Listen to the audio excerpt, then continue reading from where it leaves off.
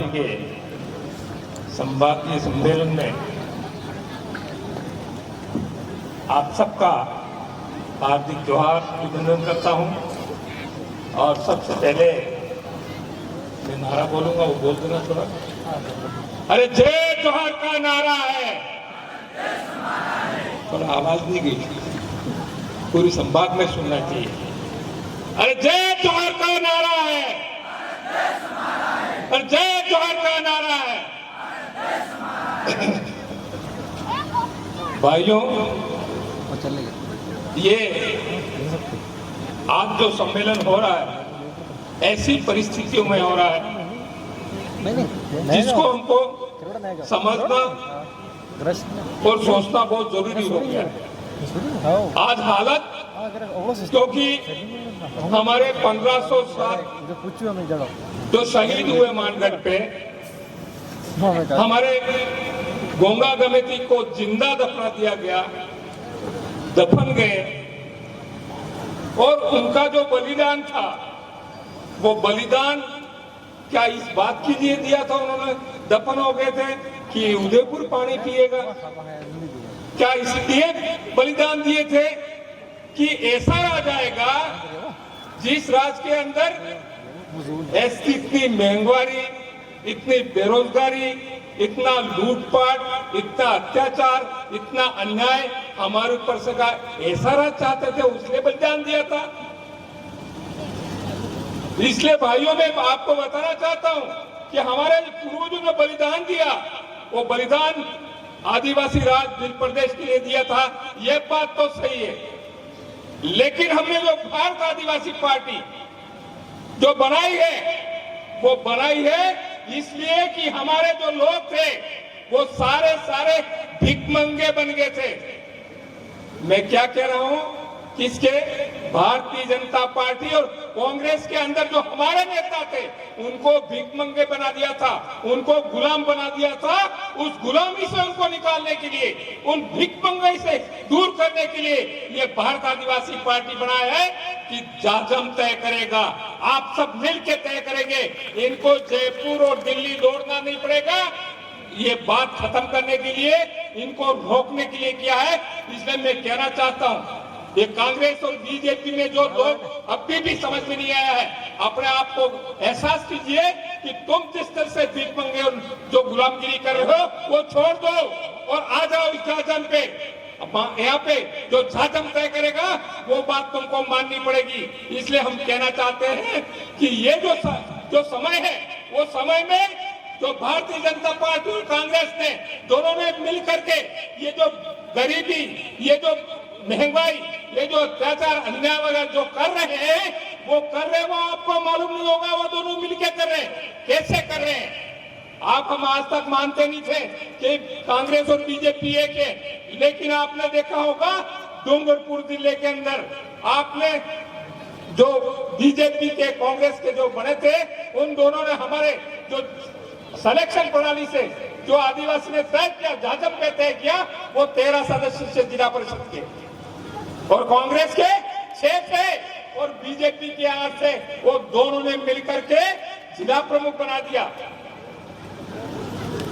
तो मैं ये कहना चाहता हूं कि जब दोनों ने मिलकर बना दिया तो ये महंगाई बढ़ाई है, वो भी दोनों ने मिलकर बढ़ाई है। ये जो हमारी हालत बिगाड़ी है वो उसमें भी इन दोनों का हाथ है। हमको जिस तरह से परेशान किया, हमको जो खत्म करने का प्रयास कर रहे हैं आदिवासियों को, ये खत्म करने का काम दोनों मिलकर कर रहे हैं। इसलिए आपको समझना चाहिए कि भारत आदिवासी पार्टी है, उसके साथ जुड़ जाइए। और हमको निश्चित रूप से जो हमको खत्म करने का प्रयास कर रहे हैं, जो हमारा पानी पी पी के हमको गालियां देते हैं, ये नक्सलवादी है, ये वनवासी है, इस तरह से जो गालियां देके हमको खत्म करने का प्रयास कर रहे हैं, खत्म करने का प्रयास नहीं कर रहे हैं, हमको खत्म कर रहे हैं। हमारे एससी को अछूत समझ के और माइनॉरिटी है उसको आतंकवादी कह करके एसटी, एससी, ओबीसी और माइनॉरिटी उनको खत्म करने का प्रयास कर रहे हैं। इसलिए ये जो पार्टी है भारत आदिवासी पार्टी, हमको पूरे दिल के साथ में, पूरी ताकत के साथ में इस पार्टी को हमको इस दक्षिण राजस्थान में बनाना है, लाना है। और निश्चित रूप से यदि हमने जब पे तय किया उस व्यक्तियों को, आप लोगों की हालत ये बन रहे हैं, मैं ये कह रहा हूं कि डूंगरपुर जिले में तो दोनों कांग्रेस बीजेपी एक हो गए, लेकिन ऐसा नहीं हो कि हम राजस्थान के अंदर भी आपने यदि 17 एमएलए बना दिए तो निश्चित रूप से ये लोग भी एक होने वाले हैं, ये मिल के लूटने वाले हैं। इसलिए मैं कहना चाहता हूं आपको सतर्क हो जाइए, आने वाला समय है, हमें भील प्रदेश बनाना है, हमको एक नए राज्य की स्थापना करनी है। तो निश्चित रूप से हम सबको मिल करके हम जो तय करेंगे उस आदमी को जिताना है।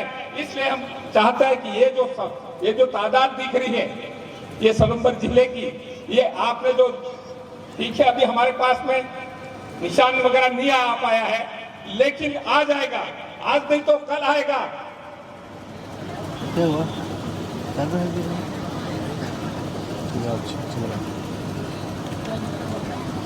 लेकिन हमको ये बात समझना पड़ेगा कि अब पूरे देश के अंदर जो आदिवासियों ने, हम नहीं कह रहे हैं, लेकिन आपने देखा होगा कि सागवाड़ा की जनता ने हमको जीता दिया, 84 की जनता ने हमको जीता दिया और ये संदेश दिया। मैं ये इसलिए कहना चाहता हूँ, हमारे अंदर ताकत है, वो हमने सागवाड़ा के अंदर नहीं दारू बांटा, न पैसा बांटा, फिर भी जनता ने हमको जिता दिया। उसके लिए बहुत बहुत आभारी है, उनके ऋणी हैं, उनका कर्ज उतारने का हम प्रयास कर रहे हैं। इसलिए मैं कहना चाहता हूँ, इन 2 एमएलए की वजह से पूरे देश के अंदर ये संदेश गया कि आदिवासियों के लिए, आदिवासियों के अधिकारियों के लिए बोलने वाले लोग हैं। इसलिए हम कहना चाहते हैं कि जब गहलोत सरकार दोनों बराबर हो गए थे, 99 पे दोनों आ गए थे, हम 84 एमएलए और सागवाड़ा एमएलए जब कांग्रेस के साथ में गए, उस वक्त उसकी हालत यूं हुई, वापस जिंदा हुआ और कहने लगे मेरे पास बहुमत है, यूं करके राज्यपाल के वहां गए। और जो हमने समर्थन दिया वो समर्थन काकरी डूंगरी में जो हमारे हजारों भाई जो फंसे हुए थे उनको उनका मुल्क में वापस लेने के लिए, और जो 5वीं अनुसूची है, 6ठी अनुसूची है, उसको लागू करने की बात और हमारे बेरोजगारों को लगाने की बात को लेकर दिया था। लेकिन वो प्रक्रिया चल रही है, क्या चल रही है, या हमको बेवकूफ बना रहे हैं। लेकिन ये बात समझ में आई कि ये जाते जाते समय है, उसमें वो डूंगर सागवाड़ा में महीने में 5 बार आ रहा है। कौन? अशोक गहलोत नहीं पड़ेगा, वो 5 बार आना पड़ गया और ये हमको जानकारी तक नहीं पहुंचा रहे हैं कि हम आपके इलाके में आ रहे हैं। लेकिन भाइयों मैं कहना चाहता हूं आपको, ये हालत दोनों पार्टियों की हो गई है, कांग्रेस और बीजेपी की। चाहे बीजेपी की नरेंद्र मोदी हो या कांग्रेस के अशोक गहलोत राहुल गांधी हो, ये भी आपके पास में दौड़ दौड़ के आने वाले हैं। और ये हो गया इनको कि आदिवासी भड़क गया है, भड़क नहीं गया है। अब हमारे जो पूर्वजों का सपना था, हमारे जो उन्होंने बलिदान दिया, उसका हिसाब हम चुकता करने वाले हैं। आज हम तुमको जरूर, हम हमारे साथ हमको खत्म करने का प्रयास कर रहे हो, लेकिन आपने हमारे ऊपर गोलियां चलाई, आपने हमारे ऊपर जो अत्याचार किया है। लेकिन आने वाले समय में हम ये बात बताना चाहते हैं कि हमको तो क्या खत्म कर रहे हो, लेकिन तुमको हम एक वोट के द्वारा ऐसी हालत कर देंगे कि तुम्हारी लाश भी नजर नहीं आने वाली। लेकिन हम गोली नहीं चलाएंगे, हम उस वोट के माध्यम से इसको बदल देंगे पूरे देश के अंदर और पूरे राजस्थान के अंदर। ये बात मैं बताना चाहता हूं। इसलिए साथियों, आप सजग हो जाइए। ये जिम्मेदारी, ये छोटी मोटी बात नहीं है, ये हंसी मजाक की बात नहीं है। ये आपके कंधों पे इस राजस्थान का जिम्मा नहीं, पूरे देश का जिम्मा है आपके ऊपर। ये 5वीं अनुसूची है, वो 5वीं अनुसूची क्या है, ये 6ठी अनुसूची क्या है, उसको समझने के पहले ही ये हरामी है, वो जनता जाग जाएगी और जनता जान जाएगी। ये करके आप तक पूरी बात नहीं आते हैं और वो समझाने की कोशिश कर रहे हैं कि तो 5वीं पास वालों को नौकरी करने की बात कर रहे हैं। अरे 5वीं पास वालों को नौकरी की बात नहीं है, ये बात है जो 5वीं अनुसूची ये बोलती है कि आदिवासी पे आदिवासी राज करेगा, आदिवासी पे आदिवासी राज प्रदेश के सरपंच आदिवासी ही बनेगा, प्रधान आदिवासी बनेगा, प्रमुख आदिवासी बनेगा, एमएलए एमपी आदिवासी बनेगा इस इलाके में। इसमें मैं कहना चाहता हूं कि दूसरी बात, आदिवासी गैर आदिवासी पेपर आज कर सकता है, और तीसरी बात यह है कि गैर आदिवासी आदिवासी पे राज नहीं कर सकता। इसलिए वो कोशिश कर रहे हैं अलग अलग माध्यमों से कि हमारे यहाँ ये बात लागू नहीं होनी चाहिए, हमको भी आरक्षण मिलना चाहिए। लेकिन भाइयों मैं कहना चाहता हूँ, ये हमारे नौजवान साथी है, आप सतर्क हो जाइए।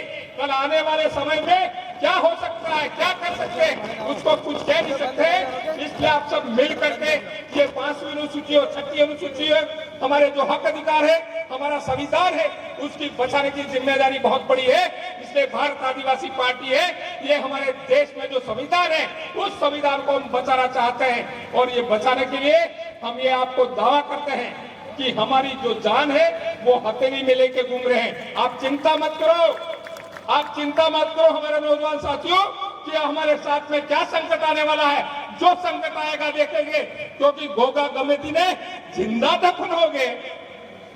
हमारे लिए हमको सुविधा मिलेगा, हमको पानी मिलेगा, ऐसा समझ के। और जहां 1500 आदिवासी राज के लिए, भील प्रदेश के लिए अपना बलिदान दिया है, उस बलिदान को याद करते हुए देखिए। आप ये मत समझिए कि हजारों सालों से आदिवासियों के साथ आदिवासी राजा महाराजा हुआ करते थे। ये मत समझो कि आप ये रखड़ती कौम में हम राजा महाराजा की इंसान वंशज है, और राजा महाराजा का इंसान है, वंशज है। इसका मतलब उसके बाद में हमारे ऊपर जो भी अत्याचार हुआ, जो भी अन्याय हुआ, वो हमारे खून में है। हमको मालूम है कि हमारे साथ क्या क्या अत्याचार हुआ। देखिए, उसको जानिए कि वो खून लगातार हमारे अंदर मौजूद है, उस राजा महाराजाओं का। और जो बलिदान हुए वो खून है। आज हम अब वो खून खुलना चाहिए, और निश्चित रूप से खुल गया तो आप देख लीजिए पूरे देश में हाहाकार उठेगा, और उठने वाला है। आप फिक्र मत कीजिए, क्योंकि गुरु गोविंद का सपना था। क्या सपना था कि सोते जोगनी सिलीवारी में आने काजनो राज आवे ने एक बार तो तैयार थवाना है कि आ निशे पड़ा थका है और ने ओसा करवा है, ने ओसा वाला है इनमें निशा करवा है कि निशा वाला है इनमें ओसा करवा है, ने ओसा वाला है इनमें निशा करवा है। ये है भारत आदिवासी पार्टी, जिसके अंदर क्या है कि हाई कमान को खत्म करने के लिए, कौन सा हाईकमान, जो कांग्रेस का हाईकमान है, बीजेपी का हाईकमान है, इन अलग अलग पार्टियों में जो हाईकमान है, उस हाईकमान को खत्म करने के लिए भारत आदिवासी पार्टी ने जाजम तय की है। जो आप तय करेंगे वो ही आदमी को एमएलए की टिकट मिलेगी, एमपी की टिकट मिलेगी, सरपंच की मिलेगी, पंचायत समिति सदस्य मिलेगी, जिला परिषद सदस्य मिलेगी। इसलिए जाजम से तय होगा, उसी को टिकट मिलेगी, और इसी को आपको जिताना है। लेकिन इससे क्या होगा कि जाजम पे तय करने वाले लोग जीत गए तो कौन ऊपर ऊंचा हो जाएगा? ये जो नीचे वाले हैं, जाजम पे तय करने वाले हैं, वो आसमान में चढ़ जाएंगे जीत गए तो। और इधर हाईकमान वाले हैं, उसका जो टिकट जिसको दिया वो टिकट वाला यदि हार जाता है तो नेक्स्ट मानिए आप, वो हाईकमान वाले धड़ाम से नीचे गिरेंगे, और वो गिराना कि नहीं गिराना ये आप तय कर लीजिए। इसलिए मैं कहना चाहता हूँ कि समय है, हमारा समय है। ऐसा कोई पार्टी नहीं देश के अंदर जो भारत आदिवासी पार्टी के नाम से आपके बीच में आई है। वो पहली बार हाईकमान है, हमारे अध्यक्ष हैं, हमारा भी हाईकमान है, नहीं ऐसी बात नहीं है। लेकिन हमारा हाईकमान हमारी जाजम की बात को मानेगा, जाजम की बात को लागू करेगा, वो अपनी बात अपने आप में ढंग नहीं करेगा। इसलिए मैं कहना चाहता हूँ कि ये जो समय है, उस समय को आप ध्यान से सुनिए। ये जो पार्टी है भारत आदिवासी पार्टी, उसमें सब मिलिए, चाहे कांग्रेस के हो चाहे बीजेपी के हो, आप आइए। लेकिन आपको आगे आने का मौका नहीं मिलेगा, जाजम तय करेगी तो ही आपको मौका मिलेगा। इसलिए आप ऐसा मत समझ देना कि हम कांग्रेस और बीजेपी वाले आपके आते ही हम लीडरशिप करने लग जाएंगे। नेतृत्व तुमको जाजम तय करा तो ही मिलेगा। इसलिए मैं आप सबसे कहना चाहता हूँ कि छोड़ दिए कांग्रेस और बीजेपी सारी पार्टियां, और आ जाइए भारत आदिवासी पार्टी में, और नए भारत का निर्माण करते हैं, भील प्रदेश का निर्माण करते हैं। यही बात करके मेरी बात खत्म करता हूं, क्योंकि वक्ता भी बहुत सारे हैं, हमको बीच में बुला दिया, लेकिन आप